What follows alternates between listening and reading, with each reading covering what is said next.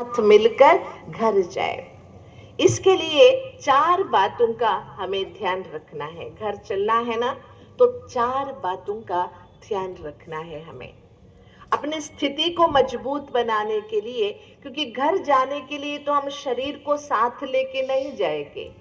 घर तो ये शरीर तो यही छूटने वाला है। हमें अपने मूल स्वरूप में लौटना है, आत्म स्वरूप में लौटना है। जितना हमने फैलाया हुआ है अपने शरीर, शरीर के संबंध, देहधारी, देहधारियों के संबंध, उस सब को समेट कर अब घर जाना है। तो सारे फैलाया हुआ संबंध सारा समेटने के लिए हमें अपने आप पर ध्यान देना है। क्या करना है? अपने आप पर ध्यान देना है। तो पुरुषार्थ में बाधा डालने वाली 4 बातों पर हमें अटेंशन देना है।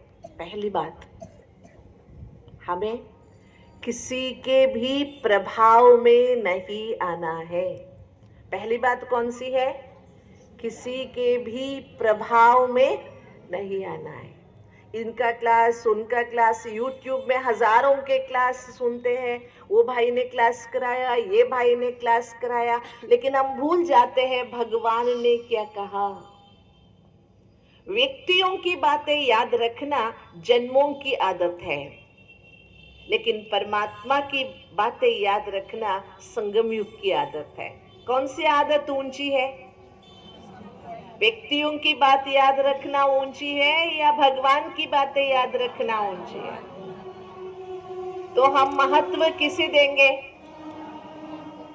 भगवान की बातों को। आप मुझे बताइए, किसी व्यक्ति ने आपको 10 दिन पहले या 10 साल पहले कुछ कहा है तो आप भूलते नहीं है, लेकिन बाबा ने क्या कहा है, सवेरे क्या कहा है, अब याद नहीं है। तो महत्व किसको दे रहे हैं हम?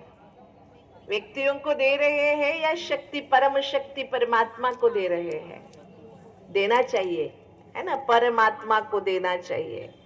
इसीलिए पहली बात क्या याद रखेंगे? अपनी स्थिति को मजबूत बनाने के लिए किसी की भी प्रभाव में हम नहीं आएंगे। किसी की भी प्रभाव में भगवान, भगवान का श्रीमत, भगवान की मुरली, भगवान का यज्ञ, भगवान के द्वारा बनाए हुए नियम के सिवाय किसी भी व्यक्ति विशेष के प्रभाव में हम नहीं आएंगे।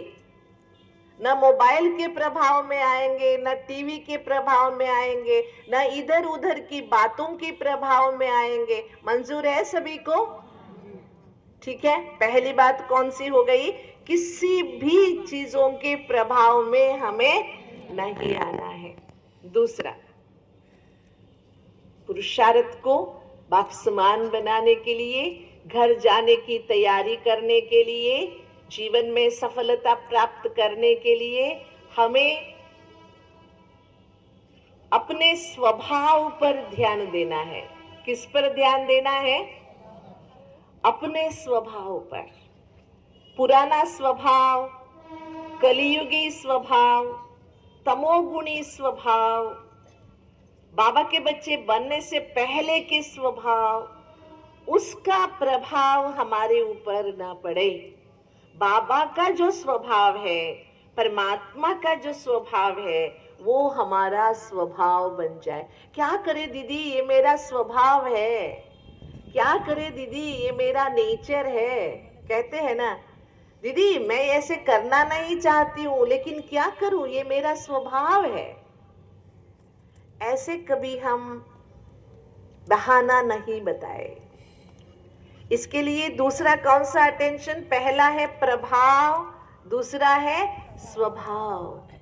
मेरा स्वभाव दैवी स्वभाव है, मेरा स्वभाव परमात्मा स्वभाव है, मेरा स्वभाव ब्राह्मण स्वभाव है, मेरा स्वभाव ईश्वरीय स्वभाव है। ये हमें चेक करना है। कौन सा स्वभाव है मेरा? आसुरी स्वभाव है, दैवी स्वभाव है, ईश्वरीय स्वभाव है? कौन सा स्वभाव है मेरा? होना कौन सा स्वभाव चाहिए? बाबा का स्वभाव, ईश्वरीय स्वभाव, संगम युग की ब्राह्मणों का स्वभाव होना चाहिए, है ना।